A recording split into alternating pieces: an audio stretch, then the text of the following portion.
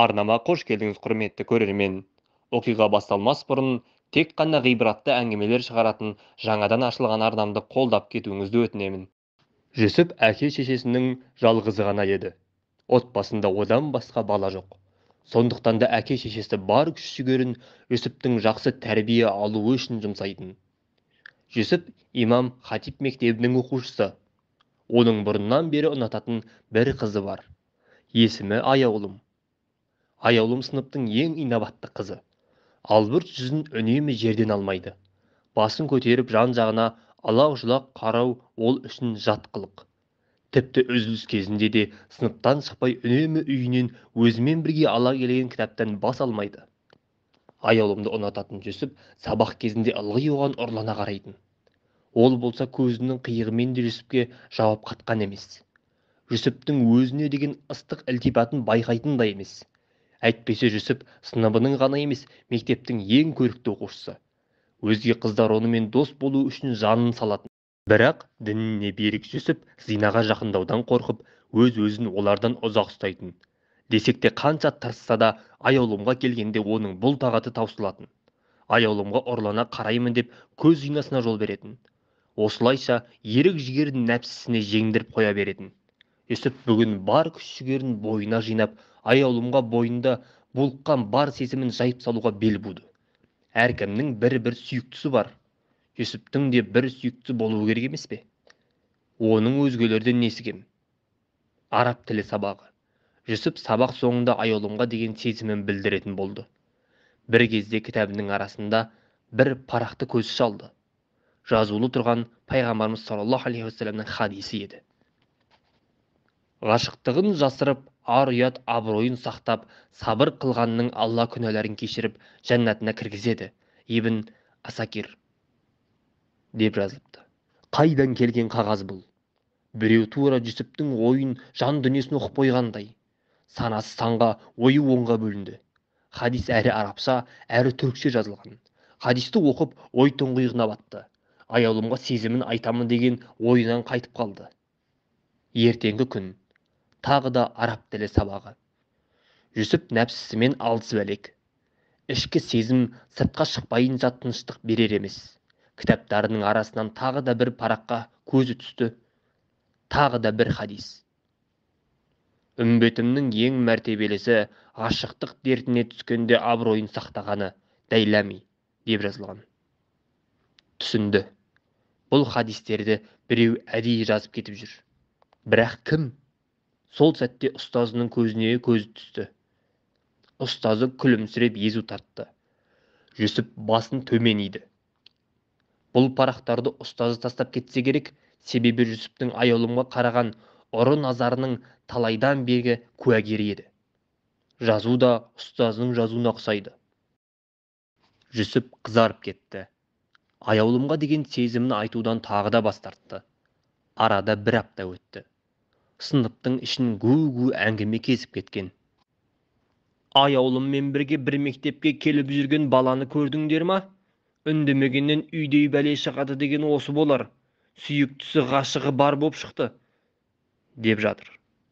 Жүсіптің төбесінен жай түскендей болды. Аяулымның оған жар бола алмайтынын түсінді. Салы суға кетті. Қиял құсы қолға қонбастай ұшып кетті. Аяулымнан енді күдер үзуден басқа шара жоқ. Келесі күні кітабының арасынан тағы бір жазу қағаз шықты. Бұл жолғысы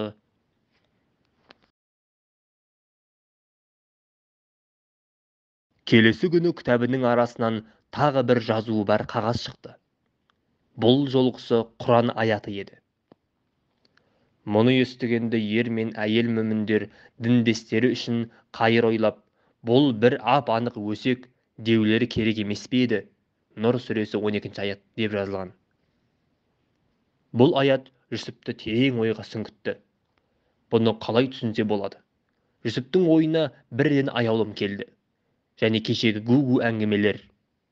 Мектептің шыға берісінде кешегі бала тағы да Аяулымды күтіп тұр. Мұны Жүсіп сырттан бақылауда. Аяулым әлгі балаға жақындап келді де, «Ағажан, сәл күте тұрасыз ба? Сыныпта кітабымды ұмытып кетіппін», деді де мектепке қайта кіріп кетті. Ағажан, демек сүйіктісі емес, аяулының ағасы боп шықты ғой. Жүсіптің санасында Құран аяты жаңғырды. Жаман ойға бой алдырып, күмәннен күнәға барған үшін іштей тәубе етті. Одан кейін де Жүсіп ара-тұра кітабының арасынан аят хадис жазылған қағаздар тауып жүрді. Бұл үшін өзін ұстазына борыштар санайтын, себебі ылғи шалыс басатын сәтте ескертетін. Арада тағы бір ай өтті. Сыныпты бір мұң басқан еді. Себебі Жүсіпті әкесі қала сыртындағы бір медресеге беретін болды. Сондықтан бүгін Жүсіптің бұл мектептегі соңғы күні. Мектептен кеткеніне емес, аяулымды енді көре алмайтынына қайғылы еді. Жүсіп ілім үйренуді ғашықтықтан да мәртебелі екенін әлі сезіне қоймаған болатын. Себебі тұла бойын сырмап, ғашықтық сезім бұған мұрсат берер емес. Тіпті әкесіне де іштей ашулы. Медресеге де барғысы жоқ. Бәрімен қош айтысты. Сыныптан шығу үшін жинала бастады. Кітаптарын сөмкесіне сала бергені сол еді, тағы бір жапырақ қағазға көзі түсті. Бұл жолы мына аятты оқыды. Сендер жақтырмаған істерің сендер үшін хайырлы болу мүмкін, ал хайырлы деп білген істерің зиян болып шығуы мүмкін. Ненің пайдалы, ненің пайдасыз екенін сендер білмейсіңдер, Алла біледі. Бақара сүресі 216 аят. Бұл аят Жүсіпті сабасына түсірді. Иә, мұнда да бір хайыр бар еді. Жасқа толы жанарын ешкімге көрсетпестен жүзін төмен салып, Жүсіп сыныптан шығып кетті. Жүсіптің қала сыртындағы медреседегі өмірі басталды. Ұстаздары алғашқы күннен бастап-ақ Жүсіптің әдептілігі мен үлкендерге деген құрметіне сүйсінген болатын. Әркім оған болашағынан үміт күттіретін оқушы, болашақтың үлкен ұстазы ретінде қарайтын.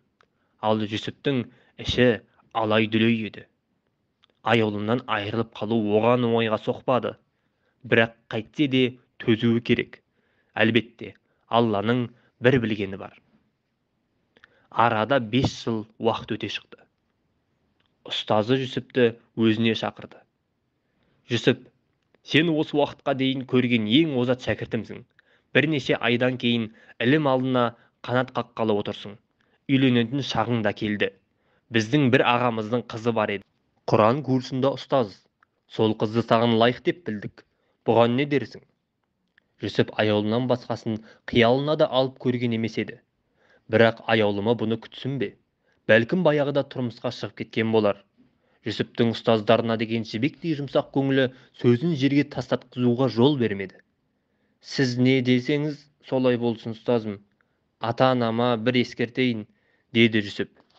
Ата-анасы бұған ризалықтарын танытып, барлығы қыздың қолын сұрауға барды. Бір жағы Жүсіптің жүрегі қан жылауда еді. Үйленетін қызды сүйе алмаса, оның хақын жүктеген болады ғой. Осыны ойлап, ішін ит тырнағандай болды. Сөз алысып, танысып біліскеннен кейін кезек қыздың кофе ұсыну кәдесіне келді. Бөлмеге айдай нұрын төгіп бір сұлу кірді. Жүсіптің аяулымды қиялдағаны сонша, келген қыз да оның көзіне аяулым боп көрінді. Жоқ, аяулым боп көрінген жоқ, бұл аяулымның нақ өзі еді. Мұна сәйкестікті көрмейсің бе, я Раббым, деді Жүсіп іштей.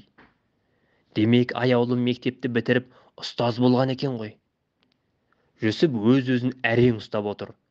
Бір орында байыз табар емес. Өзіне ұсынылған кофені аларда қолы дірілдеп өз-өзіне ие болар емес. Кофені табақтан көтере беріп еді, астынан тілдей бір қағаз көрінді. Иә, кәдімгі қағаз. Аяулым да жүзін көтерместен басымен ал дегендей ишарат қылды. Қағазды уысына қысып, кофесін бітіре салып, тысқа шығып келуге рұқсат сұрады. Бөлмеден шығар-шықпас уысындағы қағазды ашты. Мектепте кітаптарының арасынан шығатын қағаздағы жазудан аумайтын жазу жазылған бір хадис. Бір-бірін сүйгендер үшін некеден асқан жақсы нәрсе жоқ. Ибн Мәжә. Жүсіп қайран қалды. Таңданысында шек жоқ еді. Барлық жазудың иесі аяулым боп шықты. Жүсіп аңғарып қоймасын деп, ылғи араб тілі сабағында және мұғалімнің жазуына ұқсатып жазып келген екен. Жүсіп хадисті тағы бір оқыды. бір-бірін сүйгендер. Демек, аяулым да оны сүйген екен. Міне, қаншама жылдан бері қауышудың уақыты енді ғана келген. Қызға сырға салынғаннан кейін тойдың да күні келіп жетті. Қарапайым ғана той өтті. Той біткен соң Жүсіптің қобалжуы тіпті артты. Қобалжығаннан бір жерге тұра алмады. Қолын қалтасына бір салып, бір алып тұрғанда, қолы қалтасындағы тағы да бір қағазға ілікті. Тағы да бір хадис. Үйленіңдер, көбейіңдер. Байхақи. Аяулымның бұл тосын сыйлары Жүсіпті өзіне одан сайын байлай түсті. Ғашықтығы барған сайын арта түсті. Отау тігілді, шаңырақ көтерілді. Жүсіп үйдің әр жерінен өзіне арналған аят пен хадисті табуды жалғастыра берді. Аяулым отбасылық өмірге қатысты әйелдің күйеуі, күйеуінің әйелі алдындағы міндеті жайлы ата-ана хақысы жайындағы аяттар мен хадистерді әр жерге, әр бұрышқа жазып қоя берді. Және бұл жазғандарының барлығы бастарына туған жағдайға тура келетін. 3 айдан кейін Жүсіп шәкірттерін оқытып, медреседен үйіне келді. Сырт киімін шешіп, киім ілгішке іле берген сол еді, тағы бір қағаз көзге түсті. Сәбидің иісі, жәннаттың иісі. Табарани. Бұл әке боласыз деген сүйінші еді. Уа Раббым, деп қуаныштан айқайлап жіберді. Аяулым өзгелер секілді бала көтердім деп естіртудің орнына бұл жақсы хабарды бұрынғы әдетінше хадиспен сүйіншіледі. Бұл хабардан қуанышы қойнына сыймай, дереу сүйіктісінің жанына жүгіріп барып, маңдайынан өпті. Сүйіктісі енді баласының анасы болмақ. 1 ай өткен соң, ұйқыдан көзін ашқан Жүсіп жастығынан тағы бір жазу тапты. Әдеттегідей хадис еді. Ләззаттарды жоятын, аузың дәмін бұзатын, үміттерді үзетін өлімді жиі еске алыңдар. Ибн Хиббан. Аяулым бұны не үшін жазды екен?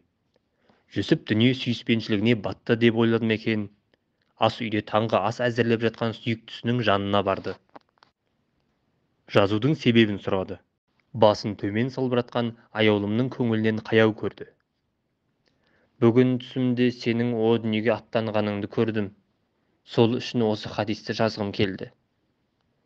Алаңдама, саған кеш қол жеткіздім, сондықтан сені ерте тастап кетпеймін, деді Жүсіп. Бұл сөзін әйелінің жұбанышы үшін айтқан еді. Иә, оның көңілін аулап айтқан. Әйтпесе аяулымның бұл түсі төбесіне мұздай су төгіп жібергендей өне бойын сымырлатып жіберген еді. Тек сөзін әзілге айналдырып, мұнысын сездірмеді. 1 апта өткен соң. Аяулым Құран курсында еді. Жүсіп болса үйде кітап оқып отыр. Бір кезде жүрегіне шаншуға далды. Тынысы тарылды. Жүрек талмасы ұстады. Оқып отырған кітабының арасындағы қағазды қолына алуға тырысты. Ақыры бірнеше минуттан кейін бұл дүниемен қош айтысып жүріп кете берді. Аяулым үйге кіріп, Жүсіптің өлі денесін көріп, есінен танды. Есін жиып, егіле жылап, жарының жанына барды. Сүйіктісіне қол тигізе алар емес. Өлді дегенге сенгісі жоқ. Сол кезде қолындағы қағазына көзі түсті. Хадис пен оның астындағы бір жазу бар еді. Балаға жақсы ат қою әкенің міндеті. Байхақи. Ұлым туса, Жүсіп, қызым туса, Фатима қой есімін, деп жазылған екен. Жүсіп өлімге қатысты хадисті оқығаннан кейін ажалы жақындағанын іштей сезіп, осы хадисті жазып, кітабының арасына дайындап салып қойған екен. Аяулым үшін енді Жүсіп жоқ еді. Жүсіптен айырылғаннан кейін аяулымның ата-анасы қанша төркініне алып кетеміз десе де, атасы мен енесінің жанынан айырылмады. Себебі Жүсіп олардың жалғыз ғана ұлдары еді. Аяулым кетіп қалса, қайғы үстіне қайғы жамылып, жығылғанға жұдырық болар еді. Оның үстіне аяулымның бойында немересі бар еді. 6 ай өткен соң, Жүсіптің ұлы дүние есігін ашты. Тура Жүсіптей сүйкімді еді. Атасы немересін құшағына алды. Құлағына азанын шақырды. Сөйтті де, көзі жасқа толып, булыққан үнмен ақырын ғана, «Қош келдің ұлым, қош келдің немерем, «Қош келдің, екінші жүсібім, жүсібім» деп әкеден аманат болған есімін берді.